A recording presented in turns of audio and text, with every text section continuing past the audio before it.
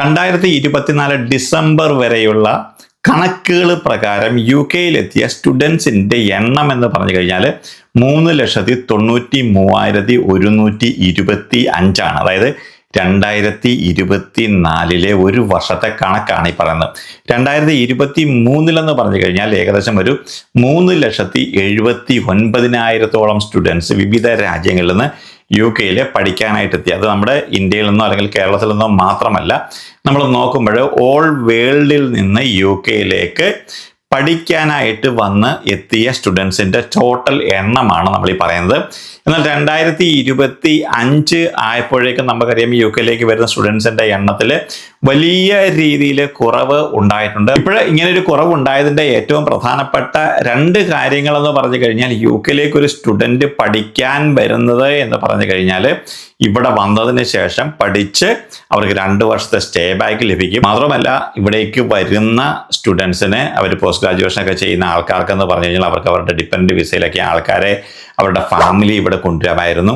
മാത്രമല്ല 2 വർഷം stay back ഉള്ളപ്പോൾ അവർക്ക് ഇഷ്ടം പോലെ ജോലി ലഭിക്കുമായിരുന്നു. മാത്രമല്ല അവരുടെ ഡിപ്പെൻഡൻറ്റ് വിസയിൽ വരുന്ന ആൾക്കാർക്കെന്ന് പറഞ്ഞാൽ ഇവിടെ അവർക്ക് അൺലിമിറ്റഡ് ആയിട്ട് ജോലി ചെയ്യാനുള്ള ഒരു സാഹചര്യവും ഉണ്ടായിരുന്നു. നമുക്കറിയാം കോവിഡൊക്കെ വന്നു കഴിഞ്ഞപ്പോഴാണ് ഏറ്റവും കൂടുതൽ ആൾക്കാർ വർക്ക് വിസയിലാണെന്നുണ്ടെങ്കിലും സ്റ്റുഡൻറ്റ് വിസയിലാണെന്നുണ്ടെങ്കിലും യു കെയിലേക്ക് വരാനായിട്ട് തുടങ്ങിയത്. 2019 ശേഷം കുറച്ച് അയവ് യു കെ ഗവൺമെൻറ് വരുത്തി കഴിഞ്ഞപ്പോൾ വർക്ക് വിസയിലും അതുപോലെ തന്നെ സ്റ്റുഡൻറ്റ് വിസയിലും ആയിരക്കണക്കിന് ആൾക്കാർ യു കെയിലേക്ക് എത്തി. ഇന്ത്യൻസിനെ സംബന്ധിച്ചോളം, ഇന്ത്യക്കാരെ സംബന്ധിച്ചിടത്തോളം, എക്സ്പെഷ്യലി നമ്മുടെ മലയാളികളെ സംബന്ധിച്ചോളം ഈ നേഴ്സസിനൊക്കെ വർക്ക് വിസകൾ, കേരളമാർക്ക് വർക്ക് വിസകളൊക്കെ നൽകി തുടങ്ങിയപ്പോഴേക്കും ആയിരക്കണക്കിന് ഫാമിലിയാണ് യു കെയിലെ വിവിധ സ്ഥലങ്ങളിൽ ഇപ്പോഴും താമസിച്ചുകൊണ്ടിരിക്കുന്നത്. മിക്കവാറുമുള്ള എല്ലാ ആൾക്കാരും വലിയ തരക്കേടില്ലാതെ ഇപ്പോഴും ജീവിച്ചു പോകുന്നുണ്ട്. 2025 ആയപ്പോഴേക്കും കഥകൾ മാറി. ഇപ്പോഴ് ഏകദേശം ഒരു 28,000 ആൾക്കാരാണ് യു കെയിലേക്ക് സ്റ്റുഡൻറ്റ് വിസ ഇപ്പോഴ് അപ്ലൈ ചെയ്തിരിക്കുന്നതാണ് ലേറ്റസ്റ്റ് ആയിട്ട് വന്നിരിക്കുന്ന വാർത്തകൾ നമ്മളെ കാണിക്കുന്നത്.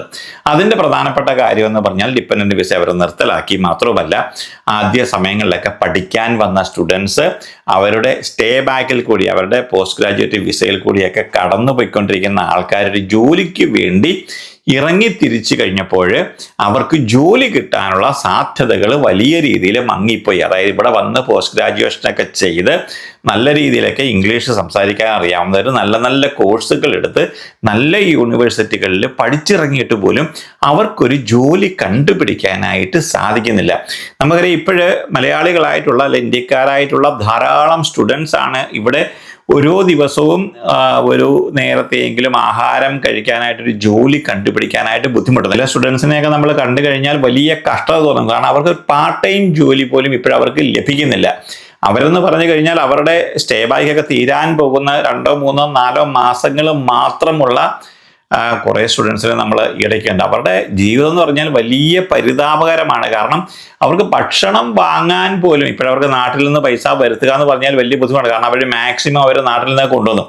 ഈ പറയുന്ന വന്നതിൽ ഒരു 70% സ്റ്റുഡൻസും ഒരു ആവറേജ് ഫാമിലിയിൽ നിന്ന് വന്നിട്ടുള്ള ആൾക്കാരാണ്. അവർ ഒന്നുകിൽ ലോൺ എടുത്തു, അല്ലെങ്കിൽ സ്വർണ്ണമൊക്കെ വിറ്റ്, അല്ലെങ്കിൽ പണയപ്പെടുത്തി, ഭൂമി പണയപ്പെടുത്തിയൊക്കെയാണ് പൈസ ഉണ്ടാക്കിക്കൊണ്ട് യു കെയിലേക്ക് പഠിക്കാനായിട്ട് വന്നപ്പോൾ അങ്ങനെ വന്നിട്ടുള്ള വിദ്യാർത്ഥികൾക്ക് ഇപ്പം അവരുടെ വീട്ടിൽ നിന്ന് പൈസ കൊണ്ടുവരാനായിട്ട് അവർക്ക് ഭയങ്കര ബുദ്ധിമുട്ടാണ്. അപ്പം അങ്ങനെയൊക്കെ വന്നു കഴിഞ്ഞപ്പോൾ ഇപ്പം അവർ വലിയ കഷ്ടപ്പാടിൽ കൂടിയാണ് കടന്നു പോകുന്നത്. നമ്മൾ യു കെയിലേക്ക് സ്റ്റുഡൻറ്റ് വിസയിൽ ഇനിയും ഈ ഒരു അടുത്ത കാലത്തൊന്നും വരരുതെന്ന് പറഞ്ഞിട്ട് നമ്മൾ പറയുമ്പോൾ പലരും പല ഏജൻസികളൊക്കെ നമുക്കെതിരെയൊക്കെ പല കാര്യങ്ങളും ഇപ്പോഴും പറയുന്നുണ്ട്. കാരണം ഇവിടേക്ക് വന്നു കഴിഞ്ഞാൽ വീണ്ടും അവർ വലിയ മോഹന വാഗ്ദാനങ്ങളൊക്കെ നടത്തിക്കൊണ്ടാണ് ഈ ഏജൻസികൾ ഇവരെ വീണ്ടും ഈ പറയുന്ന 10, 15, 20 ലക്ഷം രൂപയൊക്കെ മേടിച്ചിട്ട് യു കെയിലേക്ക് ചാടിച്ചു വിടുന്നത്. പക്ഷേ ഇവിടെ വന്നിട്ടുള്ള സ്റ്റുഡൻസിനെ സംബന്ധിച്ചോളം അവർക്കൊരു ജോലിയൊക്കെ കിട്ടുകയാണെന്നുണ്ടെങ്കിൽ എത്ര കഷ്ടപ്പെട്ട് കഴിഞ്ഞാലും കുഴപ്പമില്ല. അപ്പം നമുക്കറിയാവുന്ന കുറേ സ്റ്റുഡൻസ് അവർ നല്ല നല്ല യൂണിവേഴ്സിറ്റികളൊക്കെ പഠിച്ച് നല്ല നല്ല കോഴ്സുകളൊക്കെ പഠിച്ചാണ് പാസ്സായിട്ട് വെളിയിൽ വരുന്നത്. അപ്പോൾ അവരുടെ ഇംഗ്ലീഷൊന്നും വലിയ കുഴപ്പമൊന്നുമില്ല. പക്ഷെങ്കിൽ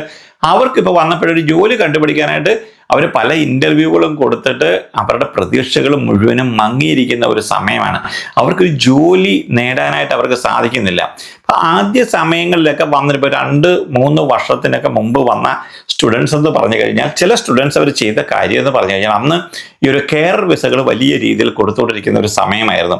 അപ്പോൾ ഈ ചില സ്റ്റുഡൻസൊക്കെ അവർ വന്ന് ജോലിയൊക്കെ തുടങ്ങി അല്ലെങ്കിൽ അവർ പഠിച്ചു തുടങ്ങി ഒരു 6 മാസമൊക്കെ ആയപ്പോൾ തന്നെ പഠനം അങ്ങ് നിർത്തി. കാരണം ആ ഒരു സമയത്ത് എന്ന് പറഞ്ഞാൽ കോവിഡിൻ്റെയൊക്കെ സമയത്തെന്ന് പറഞ്ഞാൽ ഇഷ്ടംപോലെ ജോലി ഉണ്ടായിരുന്നു. കാരണം അന്നൊന്നും വലിയ സ്ട്രിക്റ്റ് ആയിട്ടൊന്നും ഗവൺമെൻറ് ഇറങ്ങി തിരിച്ചിട്ടില്ലായിരുന്നു. അപ്പോൾ ഈ സ്റ്റുഡൻസ് വന്നു കഴിഞ്ഞപ്പോൾ അവർ യൂണിവേഴ്സിറ്റികളിലൊന്നും പോകാതെ അവർ പൈസ ഉണ്ടാക്കാനായിട്ട് ഫുൾ ടൈം ജോലി അങ്ങനെ നടത്താനായിട്ടൊക്കെ അവർ ഇറങ്ങിത്തിരിച്ച് അങ്ങനെയുള്ള സ്റ്റുഡൻസ് പറഞ്ഞാൽ ആ ഒരു സമയത്ത് നല്ല രീതിയിൽ അവർ ഏൺ ചെയ്യും. ചില സ്റ്റുഡൻസ് ചെയ്തതെന്ന് പറഞ്ഞു കഴിഞ്ഞാൽ അവരുടെ പഠനം അവർ ബ്രേക്ക് ചെയ്തിട്ട് ഇവർ കെയർ വിസ കിട്ടാനായിട്ട് കുറച്ച് ഈസി ആയിരുന്നു. കാരണം അന്ന് വന്നിട്ടുള്ള കൂടുതൽ സ്റ്റുഡൻസും ഒന്നുകിൽ കെയർ ഹോമുകളിലൊക്കെ ആയിരുന്നു അവർ ജോലി ചെയ്തുകൊണ്ടിരുന്നത്. അപ്പോൾ ഈ ഒരു കെയർ ഹോമിലേക്ക് നമ്മൾ പോയി കഴിഞ്ഞാൽ അപ്പോൾ നമ്മളവിടെ 2-3 മാസമൊക്കെ നമ്മൾ ജോലി ചെയ്ത് കഴിയുമ്പോൾ നമ്മൾ നല്ല രീതിയിൽ ജോലി ചെയ്യുന്നു, നമ്മൾ എല്ലാ ദിവസവും അവിടെ ജോലിക്ക് ചെല്ലുന്നു. അപ്പോൾ നമ്മളെക്കുറിച്ച് അവർക്കൊരു മതിപ്പുണ്ടായി കഴിഞ്ഞപ്പോൾ പല നേഴ്സിംഗ് ഹോമുകളും ഈ കെയർ ഹോമുകളും ഇവർക്ക് വർക്ക് പെർമിറ്റ് ഓഫർ ചെയ്തു. അതിൽ നല്ലൊരു ശതമാനം ആൾക്കാർക്ക് ഫ്രീ ആയിട്ടാണ് വർക്ക് പെർമിറ്റ് ലഭിച്ചത്. അപ്പോൾ ആ ഒരു സമയത്തും ഈ ഒരു കെയർ വിസ അന്ന് അവർ ഇഷ്യൂ ചെയ്യാനായിട്ട് തുടങ്ങിയിട്ടില്ലായിരുന്നു. അപ്പോൾ ഇവർ നോക്കുമ്പോൾ കെയർ ഹോമിൽ അന്നും ഈ ഒരു കെയറെ കിട്ടാനായിട്ട് വലിയ ക്ഷാമമായിരുന്നു. അപ്പോൾ ഈ സ്റ്റുഡൻറ്റ് വിസയിൽ ആൾക്കാർ വന്നു കഴിഞ്ഞപ്പോൾ ഇവരെല്ലാവരും പാർട്ട് ടൈം ജോലി ചെയ്യാൻ പോയത് വിവിധ കെയർ ഹോമുകളിലേക്കായിരുന്നു. അപ്പോൾ ഈ കെയർ ഹോമുകളിൽ ഇവർക്ക് വർക്ക് പെർമിറ്റ് ഓഫർ നൽകി കഴിഞ്ഞപ്പോൾ ഇവരെന്ത് ചെയ്തതെന്ന് പറഞ്ഞാൽ യൂണിവേഴ്സിറ്റി പഠനമൊക്കെ അവിടെ നിർത്തിയിട്ട് ഇവർ ആ വർക്ക് പെർമിറ്റ് നേടി. ഇവർക്ക് പെർമനന്റ് വർക്ക് പെർമിറ്റായി 5 വർഷത്തെ 3 വർഷമൊക്കെ വർക്ക് പെർമിറ്റാണ് കൊടുത്തത്. അങ്ങനെ അവർ ആ ഒരു ജോലിയിലേക്ക് അവർ അങ്ങ് പെർമനൻ്റ് ആയിട്ട് മാറി. അവരുടെ സ്റ്റുഡൻറ്റ് വിസ അവർ എടുത്ത് കളഞ്ഞു. സ്റ്റുഡൻറ്റ് വിസയിൽ നിന്ന് അവർ വർക്ക് പെർമിറ്റിലേക്ക് മാറി.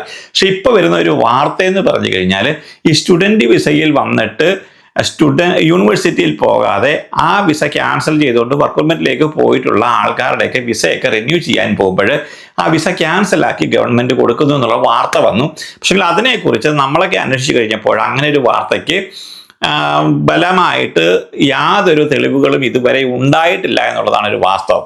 അതായത് UK സംബന്ധിച്ചിടത്തോളം ഇപ്പം നമുക്കൊരു വർക്ക് പെർമിറ്റ് ലഭിച്ചിട്ടുണ്ടെന്നുണ്ടെങ്കിൽ അതൊരു 3 വർഷത്തെ വർക്ക് പെർമിറ്റ് ആയിരിക്കും.